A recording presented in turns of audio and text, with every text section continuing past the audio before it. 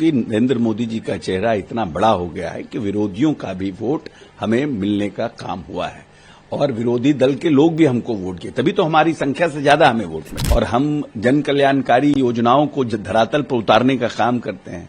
हम युवाओं के इंटरेस्ट को भी प्रोटेक्ट करते हैं, हम किसानों के इंटरेस्ट को भी प्रोटेक्ट करते हैं, व्यापारियों के इंटरेस्ट को भी प्रोटेक्ट करते हैं। 118 नरसंहार का प्रदेश नीतीश जी को मिला, लेकिन 20 साल में एक भी नरसंहार नहीं हुआ, एक भी अगड़ा पिछड़ा की लड़ाई नहीं हुई, एक भी हिंदू मुस्लिम का दंगा नहीं हुआ, कहीं 144 लगाने की जरूरत नहीं पड़ी। नमस्कार, मैं हूं शालिनी सिंह और आप देख रहे हैं दर्श न्यूज।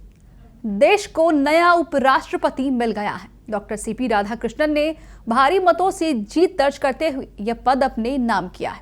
प्रधानमंत्री नरेंद्र मोदी ने उन्हें बधाई देते हुए व्यक्तिगत रूप से मुलाकात की है और एनडीए सांसदों के साथ एक बैठक में शामिल भी हुए हैं। वहीं पूर्व उपराष्ट्रपति जगदीप धनखड़ ने भी अपने उत्तराधिकारी को शुभकामनाएं दी है। जहां एक और एनडीए इस जीत को अपनी सियासी ताकत का प्रतीक मान रही है, वहीं विपक्ष खासकर कांग्रेस इस पर सवाल उठा रही है। राहुल गांधी ने बयान दे दिया है कि उपराष्ट्रपति चुनाव जीतने से कुछ नहीं होगा, असली जनादेश तो सड़कों पर दिख रहा है। उन्होंने वोटर अधिकार यात्रा के दौरान बिहार में उमड़े जन सैलाब का हवाला देते हुए ये दावा किया है कि जनता बदलाव चाहती है। राहुल गांधी के इस बयान के बाद बिहार की राजनीति गर्मा गई है। राज्य के मंत्री अशोक चौधरी ने मीडिया से बातचीत में कहा कि उपराष्ट्रपति चुनाव में एनडीए की जीत प्रधानमंत्री मोदी के नेतृत्व की जीत है। साथ ही उन्होंने नीतीश कुमार की भी सराहना करते हुए कहा कि नेपाल और अन्य जगहों पर हुए दंगों के मुकाबले बिहार में शांति बनी रही है। यह उनके प्रशासन का ही परिणाम है। इस पर उन्होंने आगे क्या कुछ कहा, सुनिए। इसको कहा जाता है पॉलिटिकल डिप्लोमेसी और एनडीए पॉलिटिकल डिप्लोमेसी में एक्सपर्ट है। और विरोधियों का भी वोट, क्योंकि नरेंद्र मोदी जी का चेहरा इतना बड़ा हो गया है कि विरोधियों का भी वोट हमें मिलने का काम हुआ है और विरोधी दल के लोग भी हमको वोट किए, तभी तो हमारी संख्या से ज्यादा हमें वोट मिला है।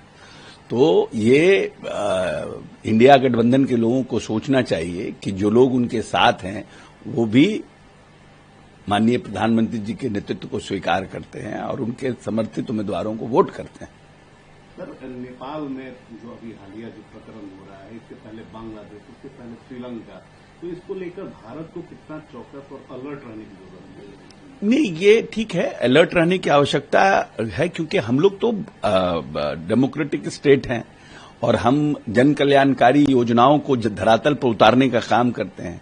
हम युवाओं के इंटरेस्ट को भी प्रोटेक्ट करते हैं, हम किसानों के इंटरेस्ट को भी प्रोटेक्ट करते हैं, व्यापारियों के इंटरेस्ट को भी प्रोटेक्ट करते हैं।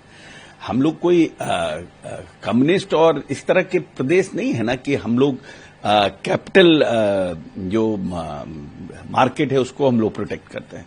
इसीलिए देश को, क्योंकि आसपास श्रीलंका हुआ, म्यांमार हुआ, नेपाल हुआ, घटनाएं घट रही है, लेकिन we have to be more alert and public के इंटरेस्ट के जो योजना है उसके हिसाब से सबको। इसीलिए तो हमारे नेता और प्रधानमंत्री जी भी बोलते हैं और नीतीश जी भी बोलते हैं, न्याय के साथ विकास, पूरा बिहार मेरा परिवार, और उस पर अमल करते हैं। नॉट दैट कि एक सिर्फ स्लोगन है, इसको अमल भी करते हैं और आर्थिक संपन्नता के लिए सबसे अंतिम पायदान पे जो लोग हैं उनको भी इनकॉर्पोरेट करने का काम करते हैं। 20 साल में इस प्रदेश में एक भी नरसंहार नहीं हुआ। क्यों नहीं हुआ? एक रिसर्च का पेपर है ना कि 118 नरसंहार का प्रदेश नीतीश जी को मिला, लेकिन 20 साल में एक भी नरसंहार नहीं हुआ, एक भी अगड़ा पिछड़ा की लड़ाई नहीं हुई, एक भी हिंदू मुस्लिम का दंगा नहीं हुआ, कहीं 144 लगाने की जरूरत नहीं पड़ी, एक भी नक्सल एक्टिविटी नहीं हुआ। क्या कारण है? There must be some reason ना। इस पर तो ये तो रिसर्च का पेपर है कि 20 साल में आखिर ऐसा क्या हुआ कि नीतीश कुमार सरकार वही, जनता वही, नेता वही ऑलमोस्ट, लेकिन पूरा बिहार बदल रहा है। कैसे? तो कैसे नेता ने सोशल इंजीनियरिंग को इनकॉर्पोरेट करके लोगों को अंतिम पायदान तक लोगों को मुख्य धारा से जोड़ा। दे हैव टू, उनको ये रियलाइज कराया कि ये आपकी सरकार है, आपके लिए सरकार है, जो हमारा डेमोक्रेसी का मूल मंत्र है। तो निश्चित रूप से हमारे यहां सजग रहना है, लेकिन अंतिम पायदान के लोगों के इंटरेस्ट को प्रोटेक्ट करना है, जो हमारे देश के प्रधानमंत्री भी कर रहे हैं। 15 को प्रधानमंत्री नरेंद्र मोदी पर फिर से बिहार आ रहे हैं। एनडीए की क्या कुछ तैयारी, क्योंकि अब चुनाव में काफी कम समय बाकी है। दूसरी तरफ राहुल गांधी ये कह रहे हैं कि हमारी जो वोट अधिकार यात्रा है ये काफी सफल रही है। देखिए, वोट अधिकार यात्रा का जहां तक सवाल है, हम नहीं समझते हैं कि वोट अधिकार यात्रा, जिसे रोड शो में पब्लिक आती है, पब्लिक देखती है, लेकिन क्या वो वोट में कन्वर्ट होगा? ये $1 मिलियन क्वेश्चन है। क्या वोट में कन्वर्ट हो पाएगा? जो लोग आ रहे थे क्या वोट देंगे? ये, और हम नहीं समझते हैं कि बहुत सी जगह तो लोग खड़े रहे, रुके भी नहीं, नाराजगी भी लोगों में है। फिर भी हर राजनीतिक दल अपने तरीके से लोगों को आकर्षित करने का नया नया तरीका अपनाता है। राहुल गांधी जी ने भी रोड शो करके आकर्षित करने का प्रयास किया, लेकिन हमें लगता नहीं है कि इंडिया गठबंधन को बिहार में कोई सफलता मिलने वाली है। और जहां तक प्रधानमंत्री जी के कार्यक्रम का सवाल है, प्रधानमंत्री जी जब जब बिहार आ रहे हैं तब तब बिहार की आर्थिक संपन्नता के लिए उनका प्रयास रह रहा है। इस बार भी आ रहे हैं और पूर्णिया के हवाई अड्डे को वो पब्लिक के लिए खोलने का काम करेंगे और वहां से उड़ान शुरू होगी भविष्य में। और तो जो पूर्णिया का इलाका है, जो कभी काला पानी कहा जाता था, और यहां से जाने में 2 ट्रेन बदल के हम लोगों को वहां जाना पड़ता था। याद कीजिए, आज से 15-20 वर्ष पहले जब हम 2000 में मंत्री बने थे, हमारा एक कार्यक्रम था, तो हम 2 स्टेशन बदल करके हम पूर्णिया गए थे। तो परिस्थितियां बदली नीतीश जी के आने के बाद। अब हवाई अड्डा, तो हम कैसे आर्थिक रूप से और संपन्न हों?